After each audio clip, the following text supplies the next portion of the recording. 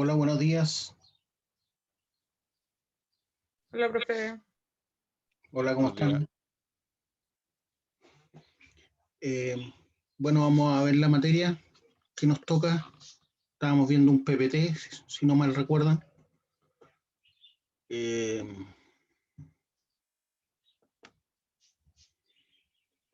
Estábamos viendo las distintas agrupaciones respecto de los reinos, ¿cierto? Cómo ha ido evolucionando ese conocimiento hasta el día de hoy. Finalmente no se puede decir que uno sea mejor que otro o uno está malo, ¿ya? La clasificación tradicional era esta, pues reino animalia, reino plantae. Dentro del reino plantae tenían a los hongos, ¿ya? Así me enseñaron a mí en el colegio. Después en la universidad aprendí otra cosa. El reino, hay tres reinos según el sistema de Haeckel, que es uno de los padres de la ecología, donde está el reino protista, el reino plantae y el reino animalia. Dentro del reino protista tenemos, por ejemplo, los protozoos y algunas algas unicelulares. Habíamos quedado en ayer, en los 5 reinos de Whittaker. Los 5 reinos de Whittaker. Estamos hablando del año 69, 1969. Donde está el reino Monera, reino protista, reino plantae, reino fungi y reino animalia. Aquí aparece el reino fungi. ¿Ya? Entonces, relativamente nuevo en que aparece el reino fungi, ¿ya? Donde están todos los hongos, desde los macro hongos, ¿ya? Hasta los hongos unicelulares como las levaduras. Ayer les explicaba la importancia de los hongos. Entonces, cuando alguien dice vale callampa o vale hongo, no es tan así, pues. Piensen ustedes que la trufa, un kilo de trufa, vale 8 millones de pesos fácilmente, que es ¿cómo se dice? Una especie, me refiero a que yo condimento con trufa algunos alimentos y lo hace muy sofisticado. ¿Ah? Estoy hablando de cocina gourmet. Piensen, como le acabo de decir, entonces cuando compramos esas llamadas trufas que valen 100, 200 pesos, olvídense que tiene trufa, ¿ya? Tendrá algo que parece trufa, pero no tiene nada que ver con la trufa verdadera.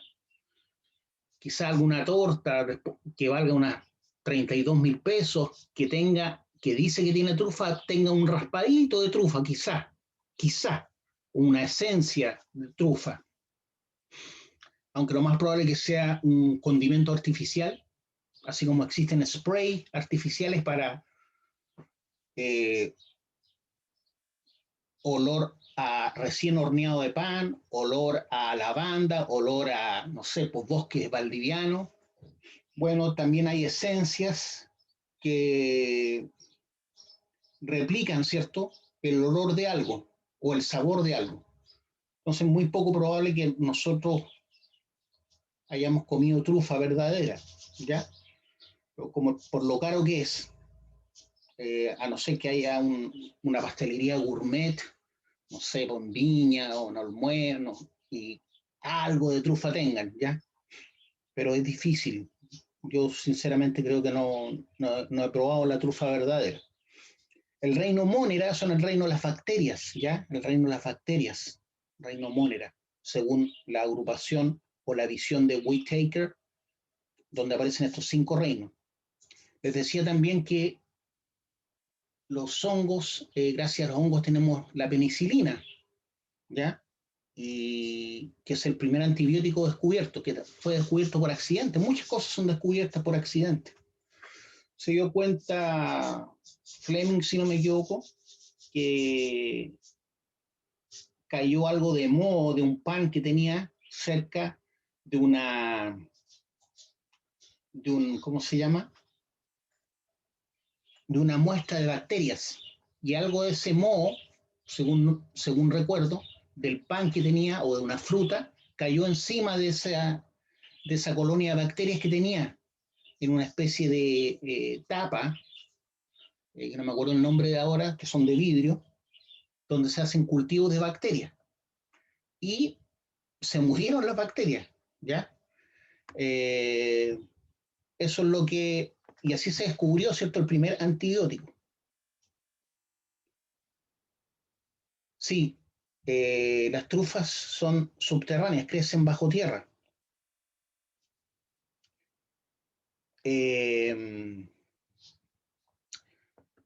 Por lo tanto, ¿qué es lo que se hace para descubrir las trufas? Entrenan a perros o entrenan a cerdos. Los cerdos también son excelentes animales. De hecho, muy poca gente sabe esto. El cuarto animal más inteligente del mundo es el cerdo, según lo que se sabe. Sabemos que el chimpancé es inteligente, ¿cierto? Pero también el delfín es muy inteligente, de hecho, más inteligente que el chimpancé.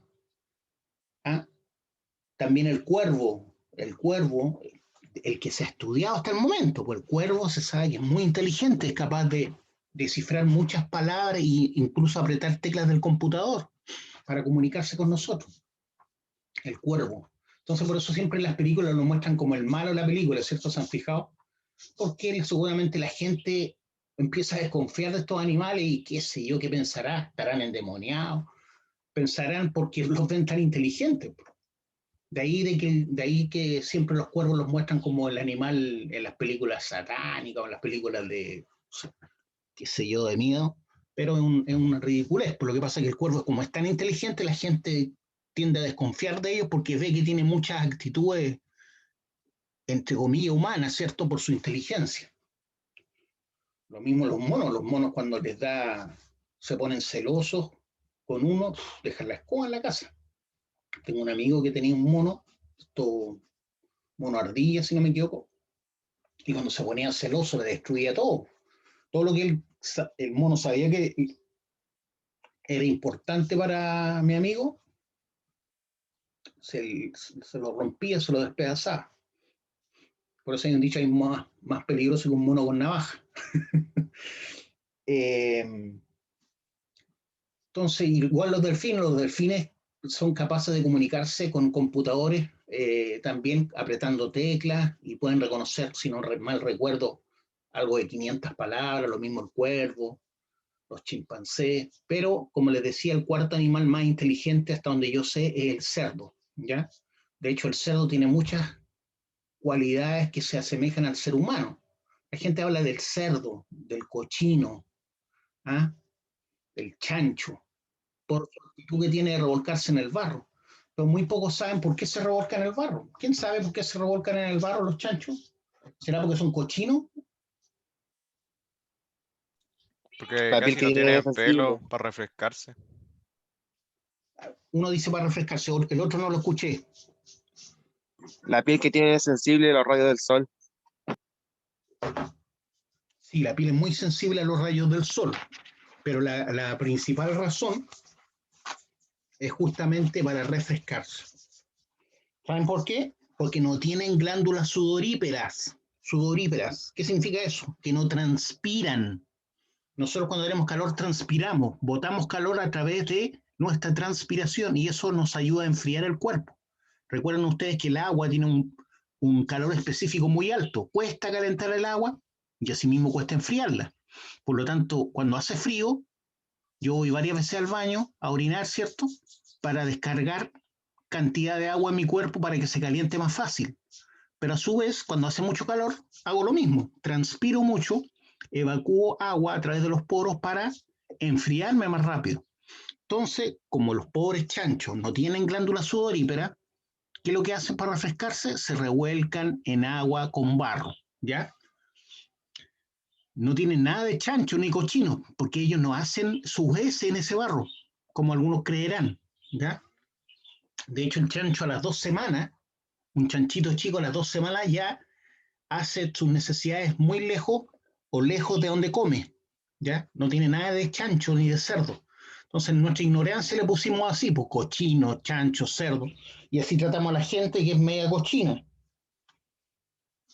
Pero el chancho se revuelca en barro justamente para protegerse contra el sol por un lado, pero principalmente para enfriar su cuerpo del calor, porque no tiene glándula sudorípera, ¿ya? Entonces, les decía que el chancho o el cerdo es un animal muy inteligente y hay gente que los entrena para buscar trufas, ¿ya? De hecho, tienen mejor olfato que el sabueso, ¿ya? El cerdo, aparte de todo lo que le he dicho, tiene mejor olfato que el sabueso.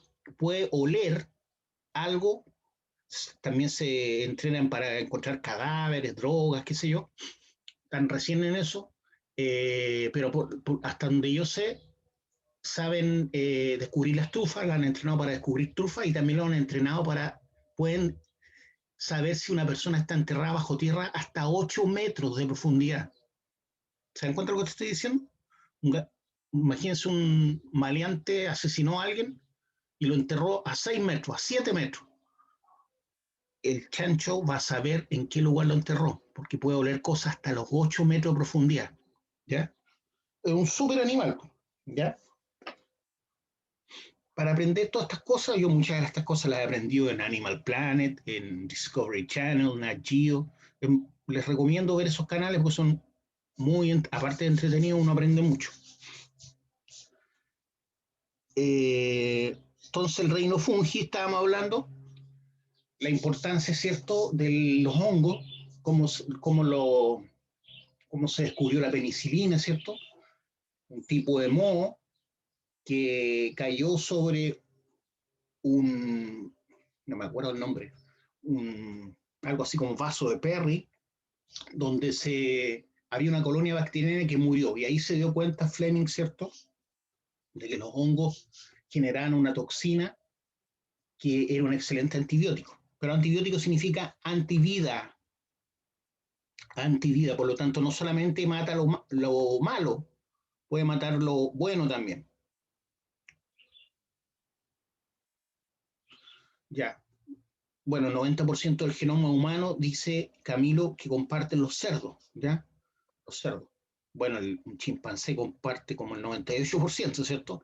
Pero lo otro importante de los cerdos, que se me olvidó decir, qué bueno que me lo recuerdas, es que, por ejemplo, cuando alguien quiere clonar una oreja o clonar algo propio del ser humano, los cerdos han sido ideales para eso, ¿ya? Si bien la piel del cerdo no tiene glándulas sudoríparas, es muy parecida en algunos aspectos a la piel humana, ¿ya? Y el corazón del cerdo es el corazón más parecido al del ser humano, ¿ya? Ya se ha utilizado, a falta de corazones de cerdo, y partes del corazón de cerdo, como las válvulas que ocupa el corazón de cerdo, para reemplazar válvulas atrofiadas o en mal estado del ser humano, ¿ya? Y no tiene mayor rechazo. Entonces les vuelvo a repetir, el corazón del cerdo es el corazón más parecido al del ser humano, más que el del chimpancé, más que el del gorila, como alguno pudiera pensar. Entonces, muchas cosas nos dice la naturaleza del cerdo, ¿cierto? Es muy interesante. Lo otro que les quería decir, que el ser vivo más grande del mundo, se los dije ya que lo que era, ¿o no? ¿Cuál es el ser vivo más grande del mundo? No recuerdo si se los dije. Como tengo 2 cursos. Se los dije, ¿no? ¿Cuál era el ser vivo más grande del mundo? Parece que no, porque no me responden. ¿Quién sabe cuál es La ballena. La mayoría dice la ballena. Yo les pediría que no me hablaran por el chat, chiquillos, porque yo tengo el PowerPoint. El chat no lo tengo abierto, porque me distrae. Entonces yo prefiero que me hablen, ¿ya? No es la ballena azul como algunos creerán. La ballena azul es el animal más grande del mundo, sin lugar a dudas. Ya más que cualquier dinosaurio, la ballena azul, un animal actual, es el animal más grande del mundo. Estamos hablando de 30 metros de largo y varias toneladas, ¿cierto? 35, 30 toneladas de peso, la ballena. Por eso se cazaban ballenas, porque era un negocio redondo, porque tenían mucha grasa, mucha carne. Entonces, cazar una ballena y venderla por kilo, imagínense los trozos. En Japón aman los japoneses la carne de ballena. Los McDonald's, tú querés comprarte una hamburguesa más cara, hacen hamburguesas de ballena, ¿ya? Pero obviamente los que amamos a los animales no nos gusta mucho eso, ¿cierto? Sobre todo porque hay pocas ballenas. Hubo una caza desproporcionada en los años 50, 60 de ballenas que casi hizo desaparecer las ballenas. Pero es la papa, pues es como una veta que anda flotando en el mar, una veta, ¿cierto?, de carne y grasa animal. Entonces eso dejaba mucha riqueza. Por eso se cazaban las ballenas. Una ballena, si la llevamos a dinero, son, no sé, pues más de 100 millones de pesos. Me imagino yo, calculo, más de 100 millones de pesos, solamente en carne y grasa. Pienso que una vaca nomás, ¿cuánto vale? Una vaca en carne. ¿Cuánto vale la carne? Calcúlenlo. Una vaca pesa 400 kilos, ¿ya? Y tiene aproximadamente 200 kilos de carne. Entonces, mucho dinero. Por eso faenan a la mala animales para el 18, ¿cierto? Porque es plata, mucha plata. Imagínense una ballena que pesa 30 toneladas. Entonces, por eso se cazaban las ballenas. Esperemos que no lo hagan. Los japoneses siguen haciéndolo porque son adictos a la carne de ballena, que dicen que es muy sabrosa. Pero prefiero dejarlas vivir, que si tenemos animales que comer, ¿para qué comer ballenas? No sé. Bueno, pero ese es otro tema. Son tradiciones, ¿cierto? Ya sabemos que a los chinos les gustan los murciélagos, las sopas de murciélago. Y se piensa que ese fue el origen, ¿cierto?, del coronavirus. No hay un único coronavirus, ya han habido varios coronavirus, pero el coronavirus COVID, perdón, el SARS-CoV-2, se piensa que se pasó del murciélago al hombre o de un animal intermedio entre el murciélago y el hombre. ¿Qué pasa? Los animales tienen muchos virus y algunos de ellos a veces son capaces de traspasar sus barreras y llegar al hombre, pero la mayoría muere, pero hay algunos que sobreviven. Y para más remate, uno justo en ese momento que capta ese virus, justo se resfría, ¿ya? O sea, con otro virus humano. Y ese virus humano, junto con el virus del animal, tienden a recombinarse su ADN, ¿ya? Y ahí es cuando queda la escoba, po. Y se supone que así nació el coronavirus. Y por eso los virus van mutando todos los años. Por ejemplo, el de la influenza, el coronavirus lo más probable es que vaya a seguir mutando todos los años también. Ya ha mutado en menos de un año. Hasta donde yo sé, hay como 6 cepas, aunque pueden haber más. Así que eso es lo fregado de los virus. Virus significa vida, entre comillas, pero el virus propiamente tal no es un ser vivo. ¿Sabían ustedes o no? ¿O creen que es un ser vivo? ¿Quién dice los virus son seres vivos o no son seres vivos?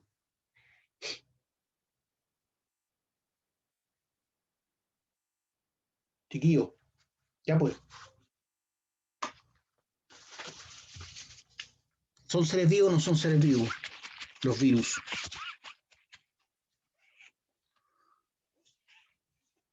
Da la idea que fueran, ¿cierto? Los virólogos dicen que son seres vivos la mayoría, pero de acuerdo a la definición de ser vivo, porque hay una definición de ser vivo, hay dos cualidades que tiene que tener un ser vivo. Una es metabolismo, tener metabolismo, ¿ya? Reproducirse. Y el otro es que se reproduzca y tenga metabolismo. Entonces ahí están las dos cosas, metabolismo y reproducción. O sea, que se alimenten, que necesiten de algún químico, ya sea por degradación de otro animal muerto o vivo, o a través de, por ejemplo, la fotosíntesis, crear su propio alimento, como los azúcares que crean las plantas, capturando los rayos del sol, pero tienen que también ser capaces de reproducirse. Ustedes dicen, pero si los virus se reproducen, pero no solo, no tienen metabolismo propio. El virus no tiene metabolismo propio. Si usted tiene un virus en una mesa, en una pantalla, mientras no se aloje en otra célula, no va a poder reproducirse, ¿ya? Ocupa el metabolismo de una célula, ¿ya? Para poder reproducirse, ¿ya? Infecta nuestras propias células para poder producirse. nuestra célula lo captura, el virus al entrar a la célula libera su ARN o su información genética, y esta lo que hace es replicarse. El virus se replica usando el metabolismo celular. No es capaz de reproducirse solo. Por eso no se considera un ser vivo los virus, ¿ya? Aunque es una cosa muy extraña, ¿cierto? Porque según la definición de ser vivo no lo es, pero se comporta como un parásito, ¿ya? Es un parásito, de hecho. Se acopla, necesita de otra célula, del aparato metabólico de otra célula para reproducirse. Y después la revienta con los virus que se generaron a partir del metabolismo de esa célula. Así son los virus, ¿ya? Por lo tanto, cuando usted está resfriado, no puede hacer nada para evitar que ese virus se reproduzca y no puede combatirlo, no puede tomar antibióticos si está. Es decir, puede tomar, pero no le sirve de nada. ¿Por qué? Porque el virus no está vivo, no lo va a poder matar. ¿Entiende? ¿Qué va a hacer? Va a matar toda la flora bacteriana, va a matar células de su cuerpo, pero el virus va a seguir muerto a la risa, ¿ya? Así que cuando usted esté resfriado con gripe, no saca nada con tomar antibióticos. Lo que puede hacer es combatir los síntomas, ¿ya? La fiebre, el dolor de cabeza, el dolor de cuerpo, con algún analgésico, con algún antiinflamatorio, ¿ya? Solamente usted puede combatir los síntomas, pero el virus tiene que pasar por su proceso, ¿ya? ¿Alguna pregunta, alguna duda de lo que hemos hablado? Les decía que no saben cuál es el animal más grande ya sabemos que es la ballena azul, pero el ser vivo más grande del mundo es un hongo, para que ustedes sepan. Nuevamente aparece en el top one el hongo. Ese que cuando nosotros decimos vale hongo, vale callampa, como que algo no sirve para nada. Es un hongo. El hongo es el ser vivo más grande del planeta Tierra, ¿ya? Tiene varias hectáreas de tamaño, más de 20 hectáreas de tamaño. No recuerdo bien exactamente la medida, pero es gigantesco. Está en Oregon, en un bosque en Oregon, en Estados Unidos, ¿ya? Otra razón para que se enorgullezcan los gringos, ¿ya? Tienen el ser vivo más grande del mundo en Oregon. ¿Cómo comprobaron eso? Empezaron a revisar varios árboles que estaban siendo atacados por un hongo y descubrieron que tenía el mismo ADN, pues. En más de 20 hectáreas, el mismo ADN. O sea, era un solo hongo que estaba atacando un bosque. Y como los hongos están siempre bajo tierra, claro, lo que uno ve es la zeta. La zeta es lo que uno ve como hongo. Cuando llueve, ¿cierto? Y uno ve hongos, ¿cierto? En el pasto. Eso es lo que usted está viendo, es el aparato reproductor del hongo. Por ahí salen las esporas, ¿ya? Eso es lo que se come cuando el hongo es comestible. Ojo que si no sabe identificar un hongo comestible, mejor ni se meta, porque los que no son comestibles son súper venenosos, ¿ya? Acuérdense que de ahí viene el antibiótico número 1. Entonces, ojo con los hongos, hay que saber identificarlos para elegirlos para comer. Pero el hongo cuando se corta solamente la parte que se ve sobre el suelo. Ya nunca se tira, porque al tirarlo usted saca también, entre comillas voy a decir, las raíces del hongo. Pero no son las raíces del hongo propiamente tal. El hongo propiamente tal siempre crece bajo el suelo. Lo que usted ve es la seta, que es el hongo, la parte visible del hongo, que es el aparato reproductor por donde salen las esporas, ¿ya? Entonces ya sabemos que el hongo es súper importante. Ya hemos visto 3 razones por cuál el hongo es muy importante.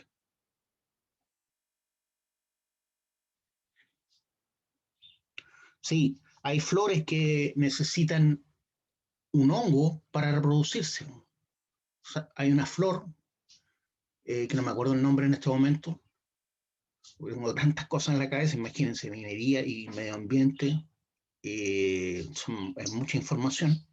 Entonces, en este momento no me acuerdo, pero hay una flor que es muy linda, que para alcanzar la adultez y reproducirse necesita de 7 años, ya por lo tal es muy, muy cara.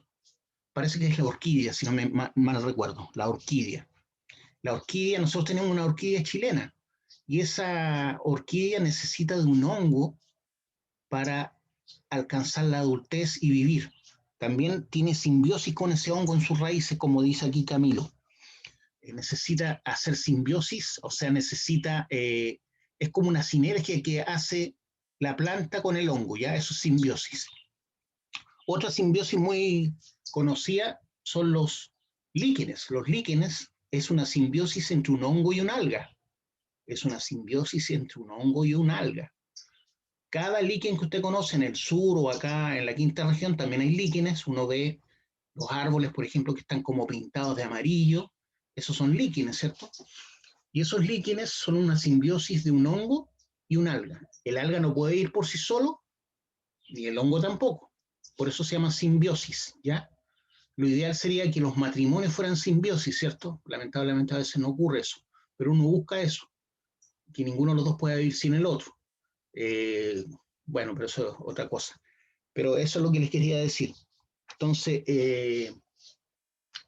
y hay hongos que ayudan a que las plantas se fortalezcan, ¿ya? Y también forman como una sinergia con esos hongos, las raíces. Entonces, eso no, pueden capturar, por ejemplo, hay plantas que son metalófitas, que son capaces de capturar cobre, arsénico, metales pesados, que con la ayuda de un hongo, como explica aquí Camilo Pará, a través de una simbiosis, puedes ser un mejor capturador de estos metales pesados. O sea, se ve fortalecido con ese hongo en sus raíces, ¿ya? Micorrizas se llaman, micorrizas. Entonces los hongos son súper importantes, como pueden ver. Por eso es un reino aparte, según Whitaker, ¿ya? Se basan en la organización celular, complejidad estructural y modo de nutrición. Esta es diferencia la que hacen los reinos, ¿ya? También tenemos esta otra forma de ordenamiento de los seres vivos, en donde también tenemos 5 reinos. El esquema de Margulis se llama, esquema de Margulis. Perdón, tengo 5 reinos, ¿cierto? Pero 2 dominios. El dominio es más importante que el reino, ¿ya? En este caso.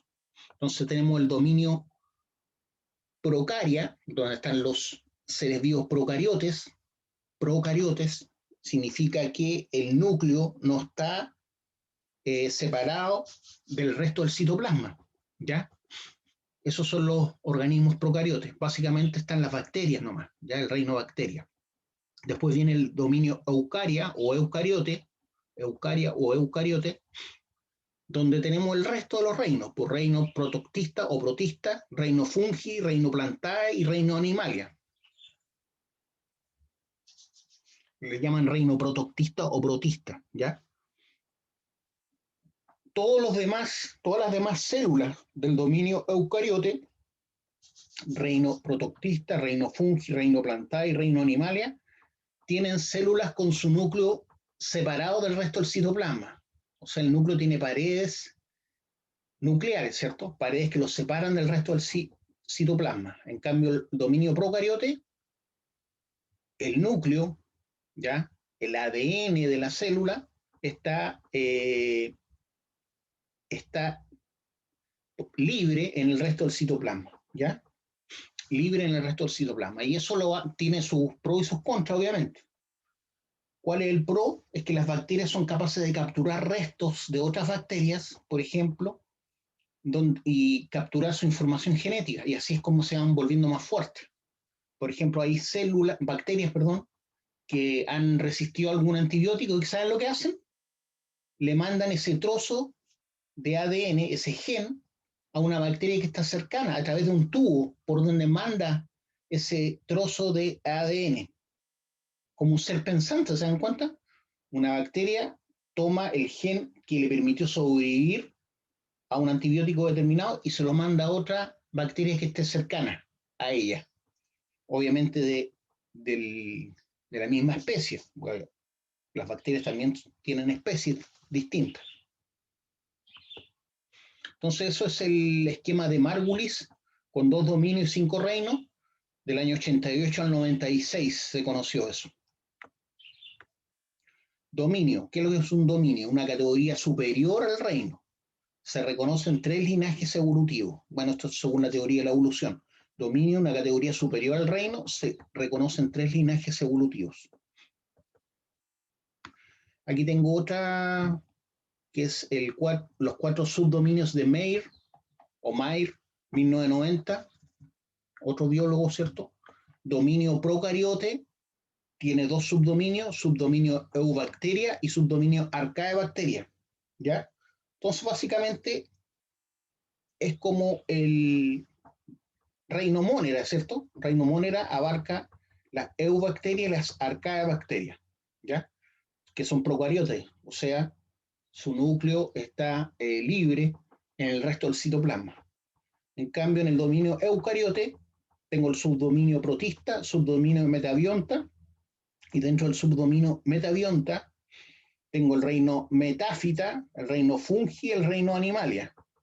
En el subdominio metabionta, metáfita son las plantas, fungi, los hongos, y animalia, los animales. ¿Ya? Esa es la visión de Mayr. Entonces, con 2 dominios y 3 reinos que están en el subdominio metabionta. Las arcaebacterias se supone que son, de acuerdo a la teoría de la evolución, bacterias más primitivas, ya, las primeras bacterias. Se supone que el resto vienen de ahí. Después está esta otra visión, que es la de Cavalier y Smith. Cavalier y Smith, donde tengo el superreino procariote, ¿ya? Superreino procariote, donde está el reino bacteria, reino bacteria. Obviamente aquí están las eubacterias y las arcaebacterias, según el dominio anterior. El superreino eucariote, donde está el reino protozoa, reino animalia, reino fungi, reino plantae y reino cromista, ya que aparecen, si se dieron cuenta, 6 reinos, ¿ya? 6 reinos. Reino bacteria, reino protozoa o protozoa, reino animalia, reino fungi, reino plantae y reino cromista. Dentro del reino protozoa es donde están los, era en otra parte llamada reino protista o protoctista. Aquí se llama reino protozoa. Esto es la visión de Cavalier Smith, ¿ya? De la vida, ¿ya? De los seres vivos en la Tierra.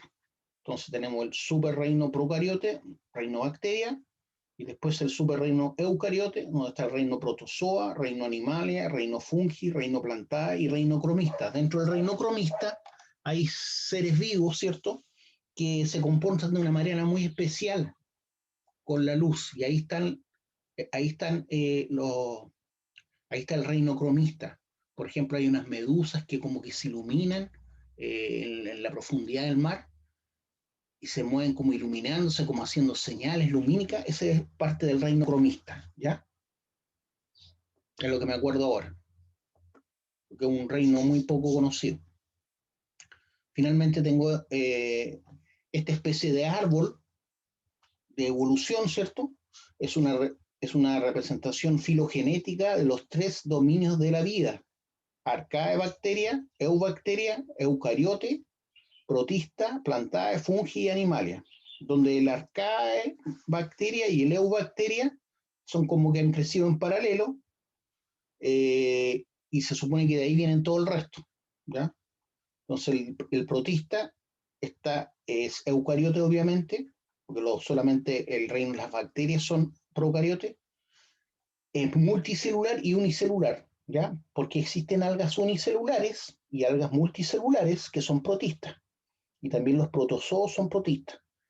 Y se supone que de ahí viene el reino plantae, el reino animal, el reino fungi, donde el reino plantae es multicelular, eucariote, el reino animal es multicelular, eucariote, desde una hormiga, ¿cierto?, una pulga, hasta, como les dije, la ballena azul, están dentro del reino animalia.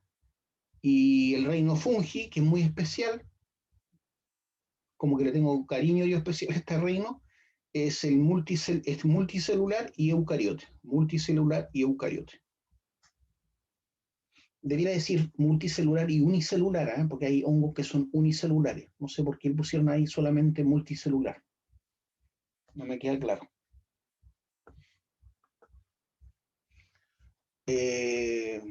Características de los 5 reinos.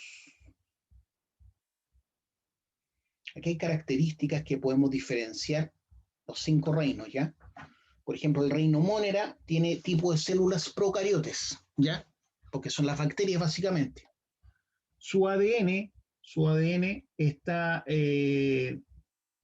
básicamente es circular, el ADN es circular. Después tenemos el número de células unicelulares, todas las bacterias son unicelulares, ADN circular y procariote. Su forma de nutrición, algunas son autótrofas y otras son heterótrofas, o sea, tenemos bacterias que crean su propio alimento, esas son las autótrofas. Eso significa que utilizan energía lumínica, ¿cierto?, para generar azúcares para vivir. Esas son las autótrofas.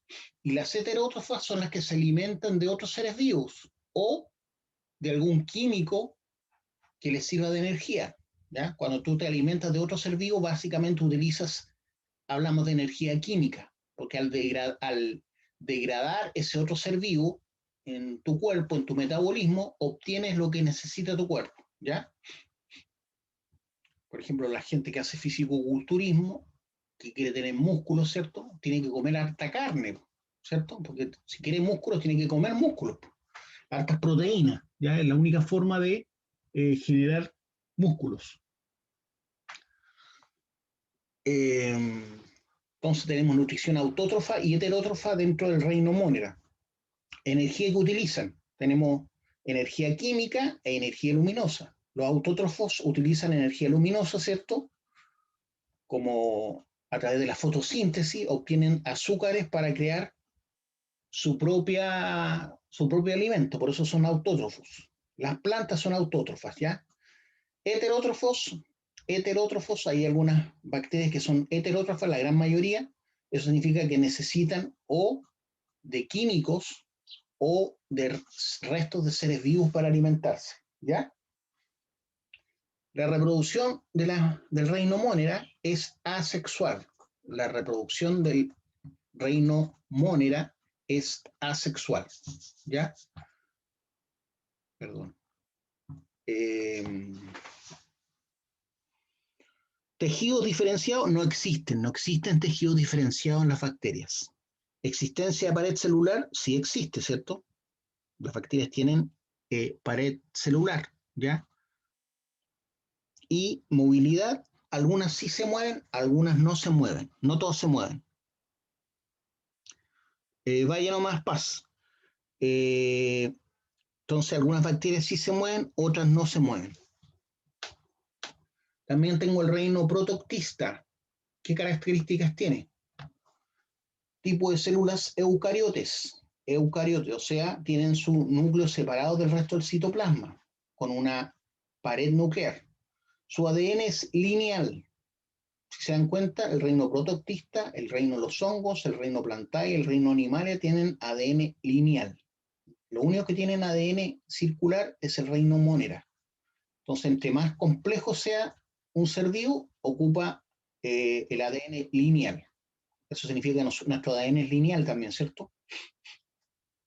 Número de células unicelulares y pluricelulares. Entonces tenemos seres vivos del reino protoctista, que es eucariote de ADN lineal. Algunos son unicelulares y algunos son pluricelulares. Dentro de lo que es la nutrición, algunos son autótrofos, otros son heterótrofos. Ya explicamos la diferencia. ¿Qué tipo de energía utilizan para vivir? Algunos utilizan la energía química, los heterótrofos, ¿cierto? Y algunos son autótrofos, por lo tanto, utilizan la energía que obtienen del sol o de la luz artificial. Reproducción del reino protoctista asexual y sexual, o sea, hay especies del reino protoctista que son asexuales, su reproducción, y otros sexuales. Dentro del reino protoctista no existen tejidos diferenciados, ¿A qué se refiere eso? Nosotros tenemos tejidos diferenciados, tenemos tejidos y células de la piel, ¿cierto? ¿Ah? Tenemos músculos que están formados por células musculares, tenemos nuestro sistema nervioso que está formado por neuronas, entonces tenemos tejidos diferenciados. Existencia de la pared celular. Sí, en algunas especies existe, en otros no existe, ¿ya?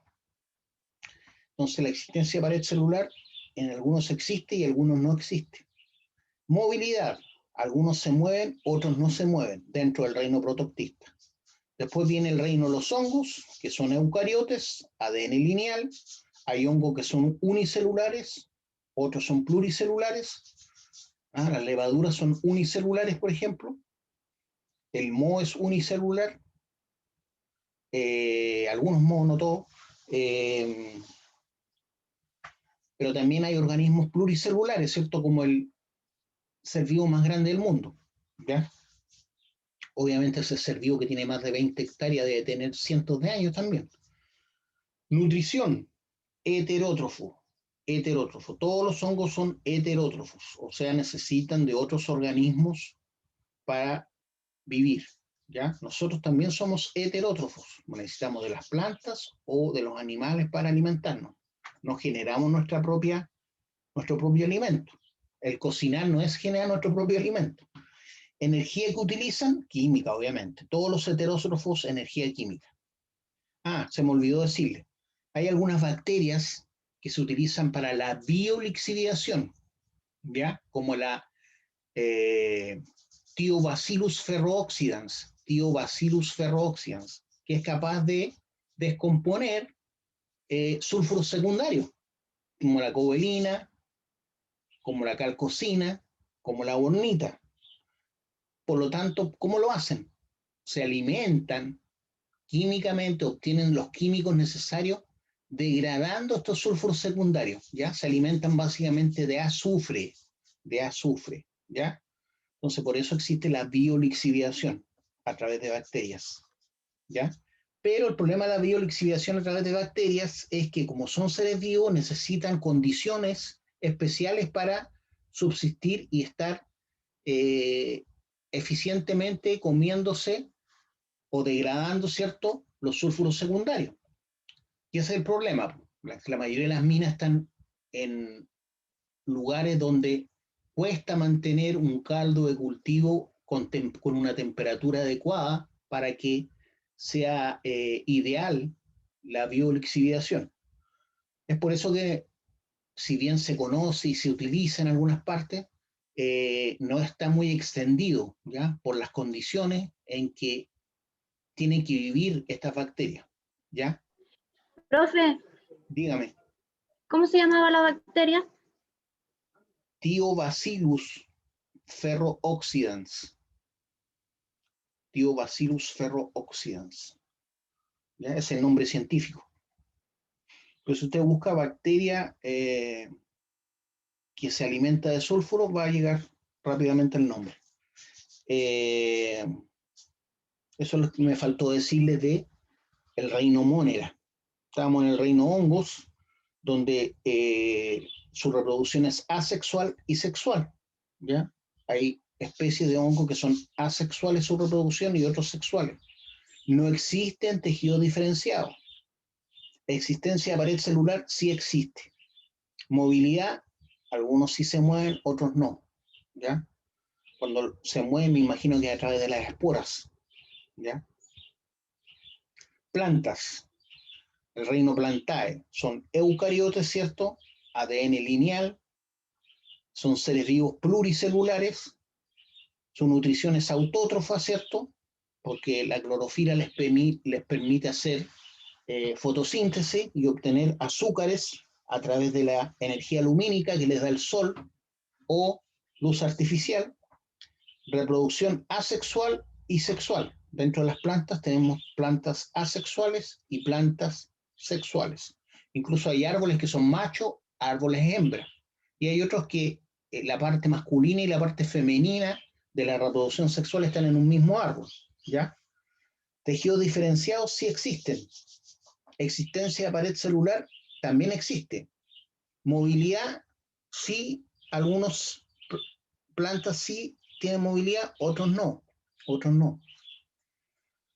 No sé si conocen la planta mimosa, ¿alguno la conoce? La planta mimosa es una planta muy especial, a mí se me quedó grabada desde chico. Es una planta que uno la puede encontrar en algunas partes, en algunos, ¿cómo se llama? Viveros. Usted toca la planta y se encoge, así como que se asusta y se encoge y se dobla entera. Y después se vuelve a abrir. No estoy hablando de una flor, estoy hablando de una planta. Ya, si parecido a la ruda, por decir algo, ¿ah? Más se parece, más que a la ruda, se parece a una especie de lecho. Y usted toca esta planta y se arruga entera, así como que le dolió, como que se asustó. Eso es lo que hace. Eso es lo que hace la mimosa. Seguramente deben haber videos en YouTube donde se muestra eso. Pero actualmente es difícil encontrarla, antes era más común. Como les decía, yo tuve en mi casa cuando chico.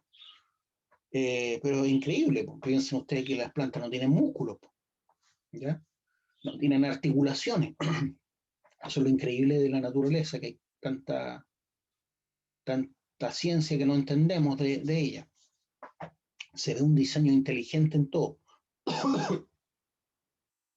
Entonces, existencia de pared celular sí existe, tejidos diferenciados sí existen, y algunas plantas sí se mueven, otras no. ¿Ya? Finalmente tenemos el reino Animalia, donde también el tipo de célula es eucariote, su ADN es lineal, también son organismos pluricelulares, y todos los animales, como pueden ver ahí, son heterótrofos. Así como todas las plantas son autótrofas, todos los animales son heterótrofos, ¿ya? O sea, dependen de otros, no pueden crear su propio alimento. Energía que utilicen, química. Energía que utilizan, química. Hay un escarabajo, ¿cierto?, que va juntando las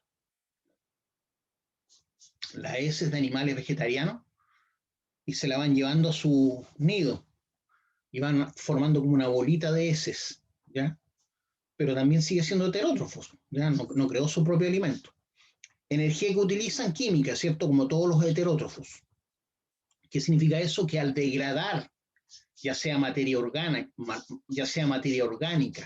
o degradar, por ejemplo, un sulfuro primario, sulfuro secundario, de ahí obtienen los químicos necesarios para su metabolismo. Eso significa energía química.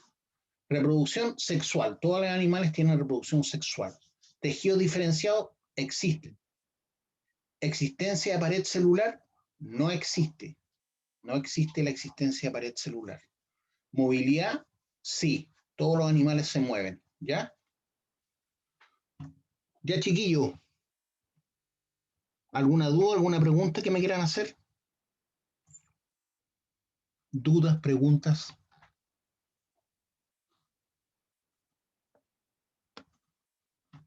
Entonces vamos a sacar el pantallazo.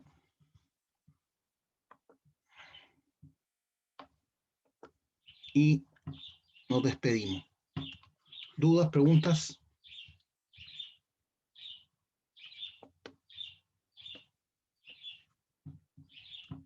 ¿No hay dudas, no hay preguntas? Ya, chiquillos, nos estamos viendo entonces. Cuídense. Chao, Chao, profe. profe. Chao. Chao, profe. Adiós. Chao, profe. Chao. Chao, Chao. profe.